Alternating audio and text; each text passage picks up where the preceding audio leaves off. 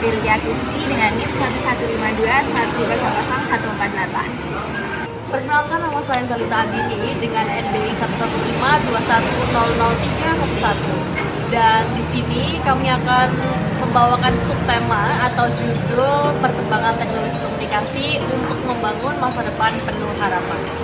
Nah, sebelum kita lebih dalam membahas tentang perkembangan teknologi komunikasi, sebelumnya kan emang ya ada berbagai aspek nih, kayak aspek pendidikan, aspek kreativitas, aspek ekonomi yang ada dalam perkembangan teknologi komunikasi. Kalau menurut Grace sendiri, kira-kira aspek ekonomi dalam perkembangan teknologi komunikasi di era sekarang ini gimana sih? Kalau ini ya, teknologi komunikasi untuk masa depan yang lebih, ya itu kalau masuk di ekonomi ya kayak dulu itu sempat ya kita tahu kalau cari pekerjaan itu sesulit itu, harus tentuin umur, dari umur minimal 18 sampai 25 atau kalau enggak tingkat pendidikan harus dari SMA atau minimal S1 kan kayak gitu ya. Tapi sementara sekarang berkat ada teknologi komunikasi, berkat internet, kita jadi bisa berbisnis, kita jadi bisa kayak menjual-jual barang bahkan dengan usia kita yang mungkin masih muda. Jadi kita bisa apa ya, bisa memproduksi sesuatu terus kita jual semau kita gitu. Berarti bisa memulai sejak dini ya? ya? Sejak dini, tanpa kita perlu lihat usia kita berapa atau pendidikan kita umpama lulusan SD atau SMP gitu. Biasanya kan sulit banget ya cari kerja, tapi sekarang jadi lebih gampang aja gitu. Nah, biar bisa merata juga sih ya, biar nggak cuma yang S1 atau S2 aja yang bisa dapat pekerjaan yang layak, tapi teman-teman yang SD atau SMP juga kalau misalnya mau bisnis, mau memulai usaha itu udah bisa sekarang pakai marketplace dan lain-lain. Ya, bisa di TikTok juga. Nah, kalau tadi kita udah bahas tentang di bidang ekonomi ya, perkembangan teknologi ekonomi, sekarang kita pingin membahas yang di bidang kreativitas. Menurut kamu gimana sih, Grace? Kalau kreativitas ini udah sering banget lah kita jumpain. Contohnya anak-anak muda sekarang itu membuat video, habis itu dipost. Dan itu nggak cuma memberikan ilmu bagi orang lain, kita juga dapat feedback waktu kita ngepost itu, dapat penghasilan juga gitu lah. Itu bisa kayak freelance jadi sampingannya kita. Ya betul. Selain itu ya hampir sama kayak yang bisnis tadi itu, kita kreatif membuat sesuatu, membuat inovasi yang baru, membuat makanan yang unik dan lain sebagainya. Terus kita masukkan ke internet, ke platform jual beli kayak gitu. Dan kalau terjual kan juga bagus ya. Lumayan. Iya. Sama dapat jajan juga kan ya. Tuh, itu sih menurutku kalau kreatif itu seperti itu. Oke, iya sih bener banget. Aku mau nambahin sedikit nih ya teman-teman, di bidang ekonomi ini emang besar banget ya pengaruhnya, dan emang bidang ekonomi ini nggak akan lepas dari perkembangan teknologi komunikasi. Aku ingin bahas tentang marketplace-nya nih. Nah, zaman sekarang ini kan marketplace sudah nggak ada 1-2 aja, melainkan udah banyak, bahkan ratusan marketplace yang ada di aplikasi gawai kita gitu. Salah satunya ada Shopee, Lazada, Blibli dan lain sebagainya. Dan di situ tuh bisa banget tuh dimanfaatin sebagai tempat jual beli, tempat transaksi. Kalau zaman dulu mungkin masih di pasar ya, pasar tradisional ataupun toko-toko offline. Tapi kalau sekarang sejak COVID-19 ini ya, apalagi ya, kita bisa belanja itu cuma dengan pegang-pegang HP aja nih teman-teman ya. Jadi nggak menutup kemungkinan bahwa kita itu bisa berkarya atau berkarir itu di industri e-commerce itu tadi, itu nggak sih? Iya, betul. Apalagi kalau jualan di pasar itu kan mungkin yang tahu cuma orang-orang sekitar situ ya. Sementara kita di media sosial itu jauh lebih luas, bahkan bisa sampai luar negeri juga. Betul. Kalau seumpama kita ngomongin teknologi komunikasi di bidang pendidikan untuk memberikan masa depan penuh harapan, menurut kamu itu kayak gimana? Ya ampun, kita tahu banget ya bahwa perkembangan teknologi komunikasi ini tidak terlepas dari adanya pendidikan di Indonesia. Bahkan pendidikan di Indonesia itu bisa maju, bisa lebih better dari sebelum-sebelumnya itu ya karena perkembangan teknologi komunikasi itu tadi. Zaman sekarang ya udah nggak ada deh kayaknya ujian sekolah. Pusat pakai pensil udah nggak ada nih teman-teman ya. Bahkan sekarang itu adanya UTBK pakai komputer. Nah itu salah satu pemanfaatan perkembangan teknologi komunikasi yang ada di Indonesia gitu loh.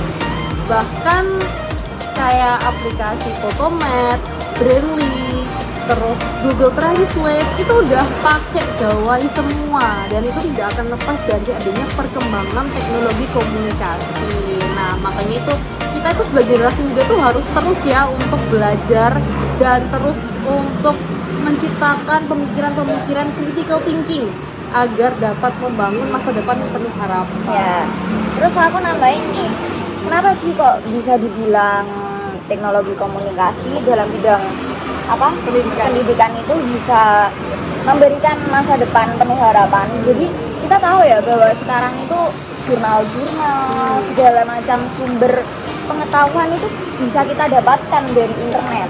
Ya seperti itu, jadi juga kita kerjain tugas juga kita bisa cari di internet ini apa ya, kita terus cari informasi-informasi tentang apa yang kita teliti itu juga dari internet. Jadi kayak teknologi komunikasi memperluas referensi kita. Nah, kalau zaman dulu kita harus ke perpustakaan ya buat nyari sumber-sumber jurnal, buat nyari skripsi. Kalau sekarang nggak perlu, kita langsung aja buka internet, banyak Google Scholar mungkin ya, bisa dapat referensi dari situ teman-teman.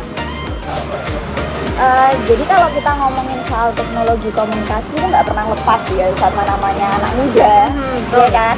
Apalagi kaum milenial, Gen Z itu kan pasti tahu lah tentang teknologi kayak gini. Betul. Kayak gitu. Menurut kamu sih peran dari anak muda ini untuk memberikan dampak membangun masa depan penuh harapan itu kayak gimana sih? Peran pemuda untuk membangun masa depan penuh harapan, pasti pemuda ini nggak jauh-jauh dari kata perkembangan dan globalisasi. Nah, sebenarnya ada 5 topik penting yang akan aku bahas, tapi di sini aku bakal bahas 3 aja yang menjadi highlight. Yang pertama adalah peran pemuda dalam the agent of change, dalam menjadi membangun sebuah perubahan. Nah, the agent of change ini kita ambil contoh deh, misal di sebuah tatanan pemerintahan atau di sebuah tatanan birokrasi, itu tuh pasti ada sesuatu hal yang tidak tepat pada sasaran.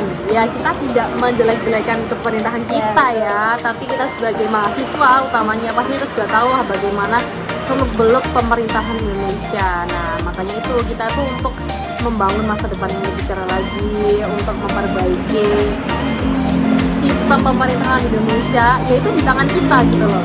Jadi kita yang harus merubah di bagaimana sih ke depannya. Kalau misalnya kita generasi mudanya males-malesan, ya pasti ke depannya juga bakal seperti itu. Tapi kalau generasi mudanya rajin, jujur, pasti tindakan korupsi, tindakan-tindakan penyelewengan yang lain itu bakal berkurang.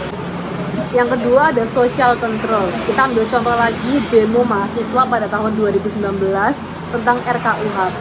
Nah itu bagaimana para mahasiswa ini menyuarakan pendapatnya tentang sesuatu hal yang mungkin kurang tepat atau kurang pro pada masyarakat. Di situ mahasiswa bener-bener kayak menjadi social control yang masyarakat gitu. Jadi masyarakat untuk masyarakat dan dari masyarakat. Ya. Dan yang ketiga atau yang terakhir ada iron stock. Seperti yang udah aku singgung tadi di awal ya, bahwa kita itu nanti akan menggantikan kursi-kursi kepemerintahan ya, bakalan merubah dunia. Pemikiran-pemikiran anak muda zaman sekarang ini bakalan berguna mungkin 5 atau 10 tahun ke depan, kita nggak akan tahu. Nah jadi ya bagaimanapun caranya kita tetap harus belajar dan melanjutkan passion kita sesuai dengan bidang kita masing-masing. Misal ada yang passion di bidang olahraga, atletik dan lain sebagainya, kita terusin tuh bidang olahraga.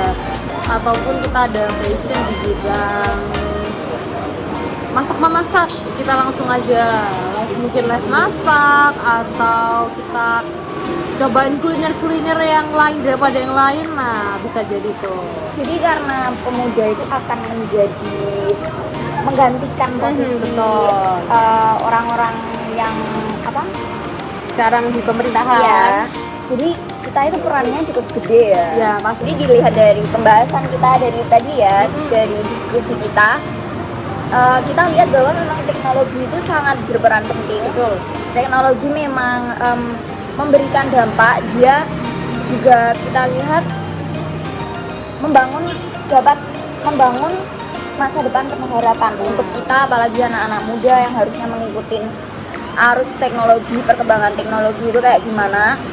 Terus kita juga lihat tadi bahwa teknologi itu sangat membantu dari 3 aspek ya, aspek ekonomi, ada aspek kreativitas. Kita sebagai anak muda harus mulai berinovasi, membuat hal yang baru kayak gitu. Habis itu dalam bidang pendidikan juga semakin luas internet yang dapat kita jangkau, semakin luas juga referensi kita. Nah, betul. Tapi selain ada dampak positifnya nih ya, ada juga dampak negatif dari perkembangan teknologi komunikasi. Di antaranya ada menjadi sifat individualisme mungkin, atau lebih konsumtif, karena sekarang kan belanja tidak hanya di offline store, melainkan di marketplace juga ada nih ya. Makanya teman-teman harus pintar-pintar untuk memanfaatkan perkembangan teknologi komunikasi. Oke, jadi itu tadi hasil diskusi kami ya. Kita udah diskusi tentang perkembangan teknologi yang berdampak buat masa depan kita ya. Betul. Saya Grace Aprilia Kristi. Dan saya Solita ini. See you in next our video.